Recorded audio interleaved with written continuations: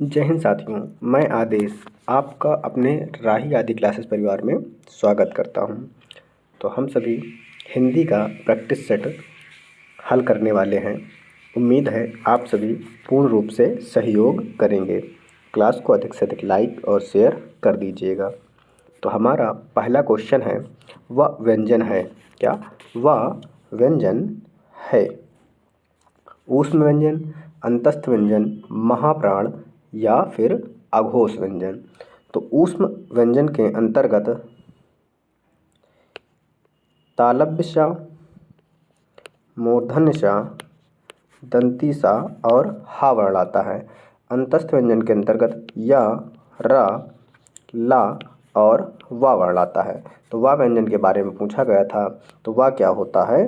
अंतस्थ व्यंजन के अंतर्गत आ जाएगा। फिर है महाप्राण। महाप्राण में क्या है?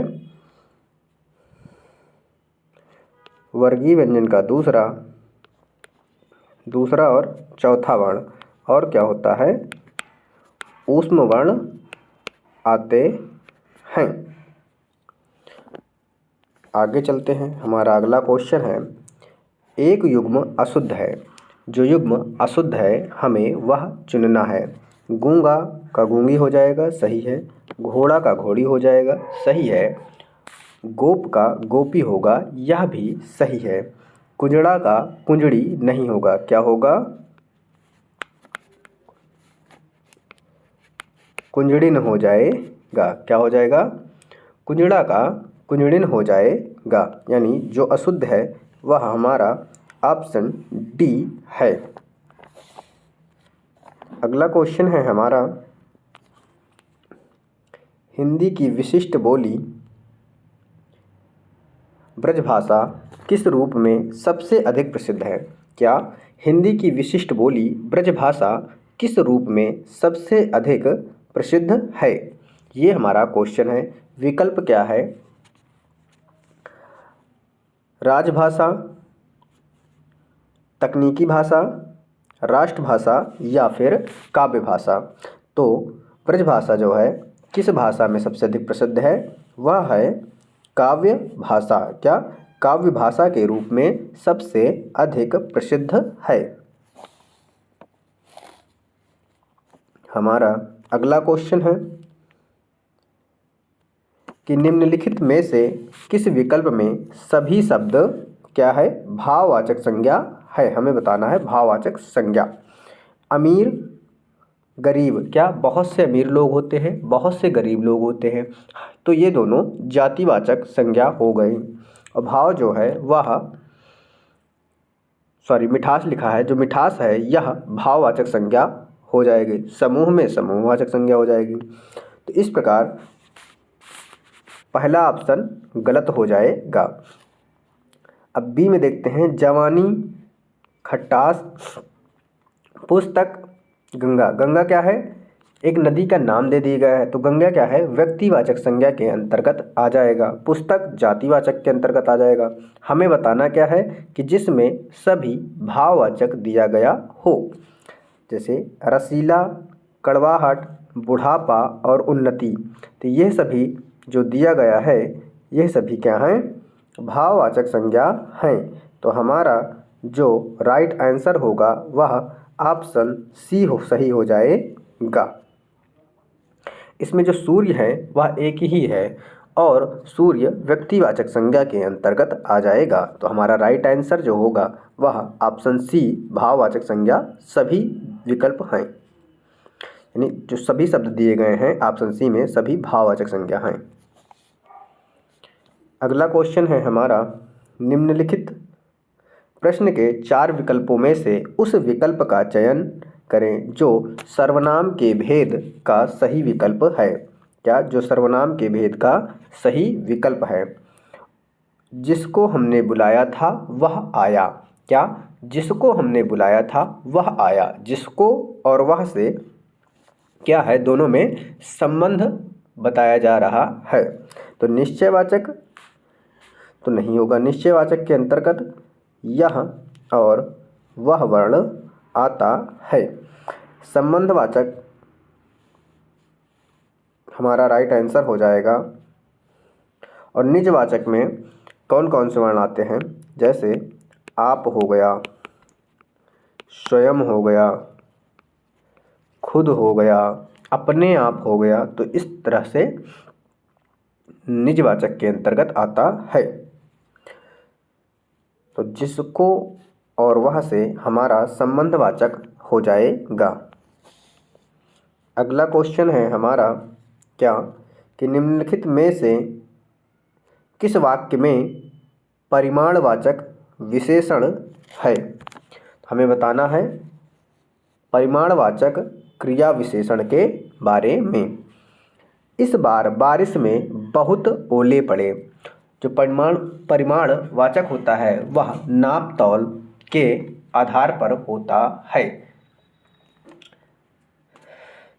निश्चितवाचक होता है परिमाणवाचक और अनिश्चित। निश्चित में किसी न किसी सेब दे दिया जाएगा, जैसे 10 सेब, 10 पेंसिलें, इस प्रकार से। और अनिश्चित में थोड़ा जल, थोड़ा पानी, बहुत गर्म, बहुत पानी, इस प्रकार से। तो यहाँ पर क्या आया है, बहुत वर्ण आया हुआ है, बहुत शब्द आया हुआ है, ओले पड़े। तो जो बहुत है यह परिमाण को दर्शा रहा है। तो हमारा राइट आंसर ऑप्शन ए ही सही हो जाएगा। हमें ऑप्शन ए में ही मिल गया।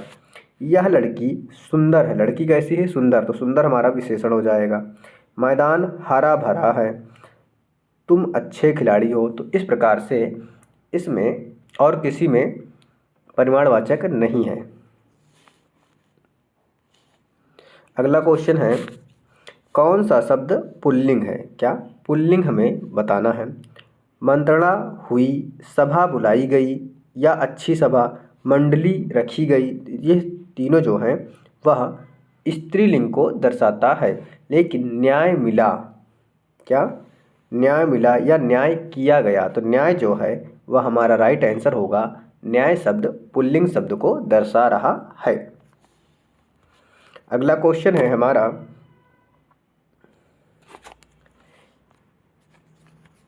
इनमें से किस शब्द का एक वचन और बहुवचन रूप समान होता है। एक वचन और बहुवचन रूप समान होता है। जैसे कली है तो कली का कलियां हम कह सकते हैं या कलियों कह सकते हैं, यानी इसका लिंग रूप हम वचन बदल सकते हैं।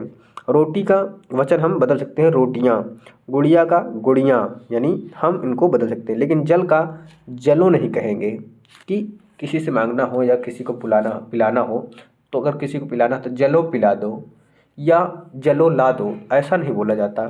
तो जो सदैव समान रूप होगा वह जल होगा। अगला क्वेश्चन है हमारा संज्ञाओं के साथ आने वाली विभक्तियों को क्या कहा जाता है। किसके साथ, संज्ञा के साथ पूछा गया है। जो संज्ञा के साथ विभक्ति आती है उसे विश्लिष्ट कहते हैं। क्या बोलते हैं, विश्लिष्ट बोलते हैं संज्ञा के साथ। और सर्वनाम के साथ जब आती है तो संश्लिष्ट बोला जाता है। यह किसके साथ आएगी, सर्वनाम के साथ आएगी। अगला क्वेश्चन है हमारा उच्चारण के आधार पर स्वरों की संख्या कितनी होती है। उच्चारण के आधार पर हमसे स्वरों की संख्या पूछा गया है। 11, 10, 9, 25 कितनी होती हैं, 10 होती हैं। कौन कौन सी होती हैं आप सभी देख लीजिए। अ आ इ ई उ ऊ ए आए ओ आओ। तो ये हैं हमारा 10 स्वर हो जाते हैं। इसमें री नहीं आता है। क्या नहीं आता है, री नहीं आता है। अगला क्वेश्चन है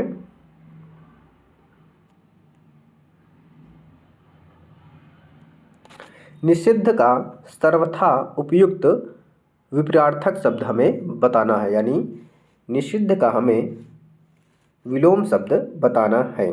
निषिद्ध का जो विलोम हो जाएगा वह क्या हो जाएगा, विहित हो जाएगा। और निश्चित का अनिश्चित हो जाएगा। उचित का अनुचित हो जाएगा। निर्मित का अनिर्मित हो जाएगा।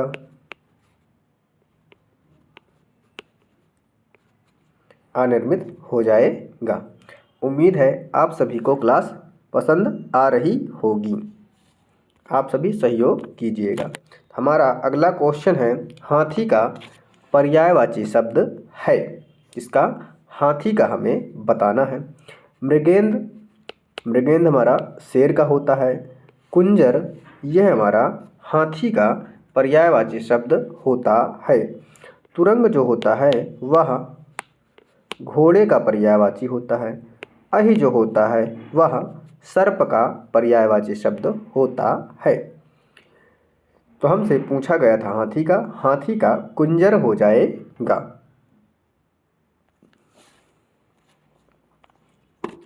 अगला क्वेश्चन है हमारा, क्षमा का अर्थ माफ़ी होता है।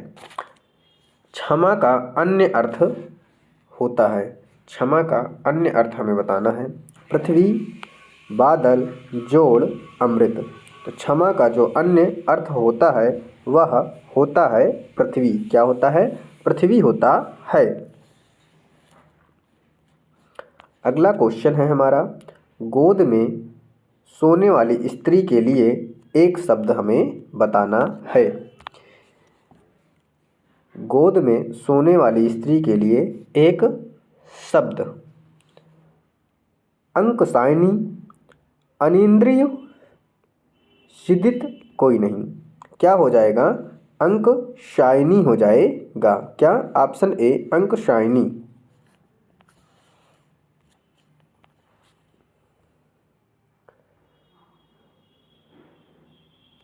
अगला क्वेश्चन है हमारा, निम्नलिखित में से एक कथन गलत है, हमें बताना है।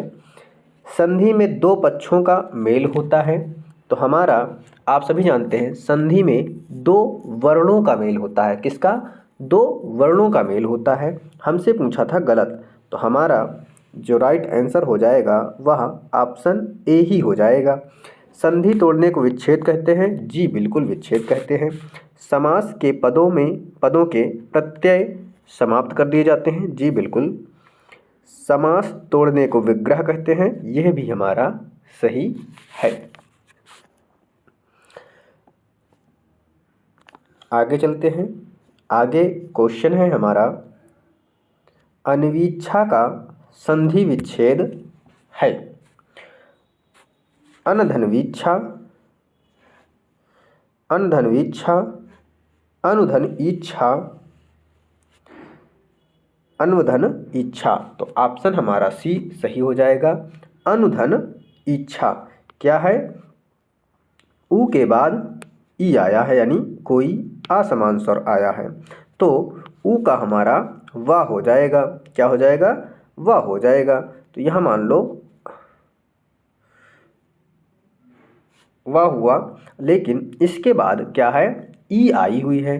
तो कोई भी वर्ण होता है, कोई भी व्यंजन होता है, बिना स्वर की सहायता से नहीं बोला जाता। जब ई है इसके बाद, तो वाह में जब ई जोड़ेंगे तो वी हो जाएगा। और ये हमारा यहाँ पर नज़र आ रहा है। और ना से जब ऊ हटा लेंगे तो आधा हो जाएगा। तो यहाँ देखिए आधा ना है। ट्रिक है, जब किसी भी अधूरे अक्षर के बाद या अधूरे वर्ण के बाद कोई अंतस्थ व्यंजन आए, क्या, अंतस्थ व्यंजन, यारा ला वा में से कोई आए, तो कौन सी संधि होती है, यड़ संधि होती है। उम्मीद है समझ में आया होगा।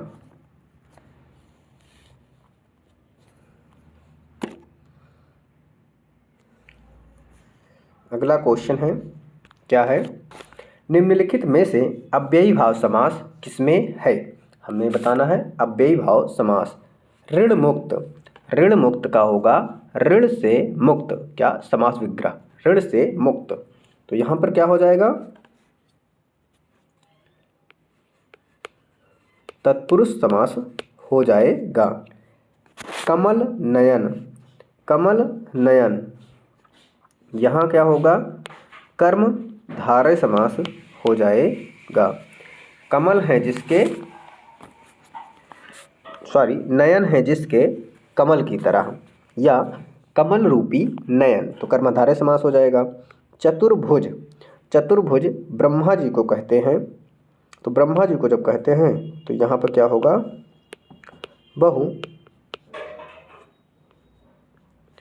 बहुब्रीहि समास हो जाएगा। यथासंभव, यथासंभव में हमारा अव्ययी भाव समास है। जब किसी भी शब्द के पहले उपसर्ग लग जाए तो वह अव्ययी भाव समास हो जाता है, यानी वह पूरा पद ही अव्यय हो जाता है। लेकिन ट्रिक के तहत याद करने के लिए हम कह सकते हैं, जब किसी भी शब्द के आगे उपसर्ग लगा हुआ हमें मिल जाए तो हम उसे अव्ययी भाव समास में टिक करेंगे। जैसे दिन है शब्द, प्रति लगा दो उपसर्ग, तो प्रतिदिन, प्रति उपसर्ग है, मास शब्द है, प्रतिमास। इसी प्रकार साल शब्द है, इसमें हर लगा दो, हर साल, हर दिन, तो हर उपसर्ग हो जाएगा। इस प्रकार से यह अव्ययी भाव समास के अंतर्गत होगा।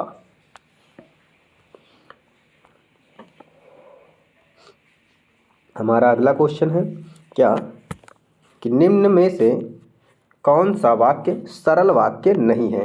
हमसे पूछा गया है, सरल वाक्य नहीं है। लड़का दौड़ता है, सरल वाक्य है। बंदर पेड़ पर चढ़ रहे थे, सरल वाक्य है। मैंने लड़के को बुलाया, इस मेले का उद्देश्य है कि व्यापार में वृद्धि हो, यह क्या हो गया, यह मिश्र वाक्य हो जाता है। तो हमसे पूछा गया था सरल वाक्य नहीं है, तो हमारा राइट आंसर ऑप्शन डी सही होगा, जो कि सरल वाक्य नहीं है। अगला क्वेश्चन है हमारा,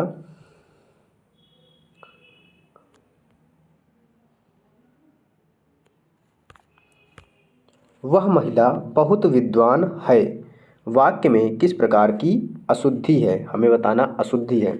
जब वह महिला बहुत विद्वान है, महिला है तो विद्वान नहीं होगा, क्या होगा, महिला के लिए विदुषी शब्द आता है। कौन, विदुषी शब्द आता है। तो यहाँ पर हमारा लिंग से संबंधित अशुद्धि हो जाएगी।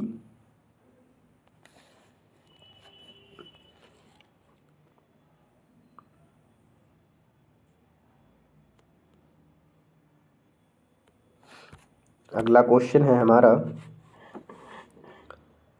निम्नलिखित वाक्यों में से एक वाक्य शुद्ध है, हमें बताना है। पृथ्वीराज चौहान ने यदि राजनीतिक चातुर्य का परिचय दिया होता तो आज भारत का इतिहास कुछ और ही होता। गिलास ऊपर तक दूध से ठसाठस भरा हुआ था।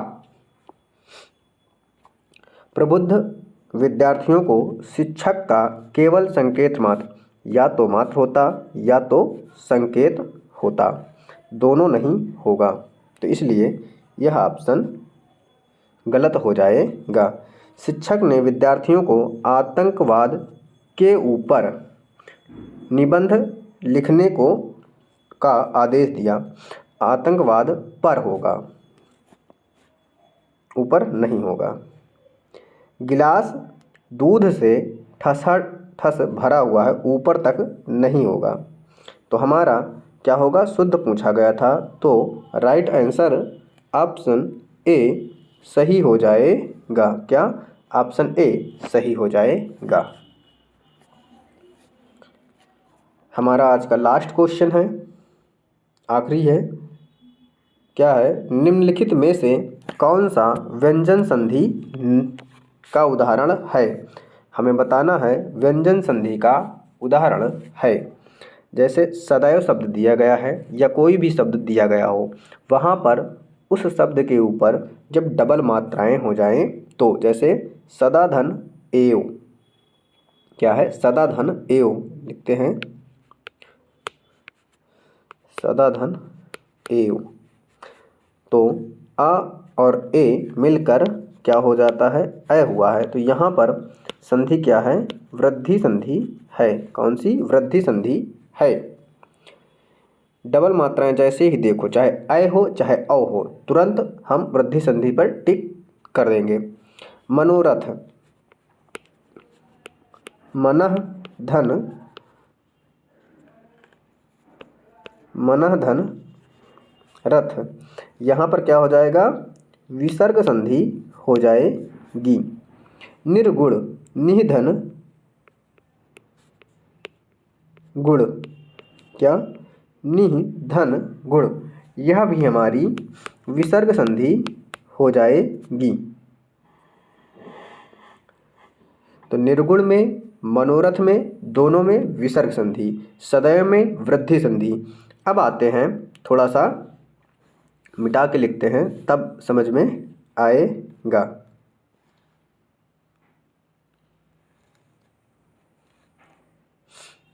सदाचार पे आते हैं। सदाचार में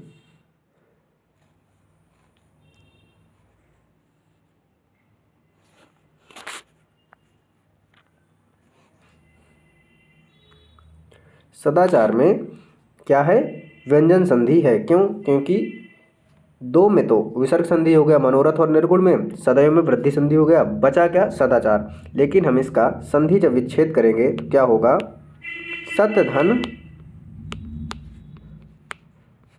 आचार। क्या हुआ, सतधन आचार। जब ता वर्ण आ रहा है उसके बाद कोई स्वर आया है तो क्या होगा, ता अपने वर्गीय व्यंजन का तीसरा वर्ण हो जाता है, तो ता था दा, दा हो जाएगा और उसमें आ जोड़ देंगे तो आ की मात्रा हो गए, तो सदाचार। ये हमारी व्यंजन संधि है। तो उम्मीद है आप सभी को क्लास पसंद आई होगी। अधिक से अधिक आप लोग सहयोग करें, क्लास को लाइक करें, शेयर कीजिए। मुझसे जो भी हो पाएगा मैं अधिक से अधिक प्रयास करूंगा देने का।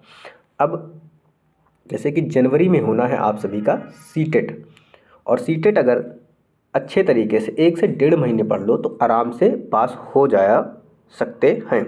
तो कुछ दिन बाद से सीटेट की क्लासेस चलना शुरू हो जाएगा। तो आज की क्लास को यहीं पे समाप्त करते हैं। आप सभी का इस क्लास में जुड़ने के लिए बहुत बहुत धन्यवाद।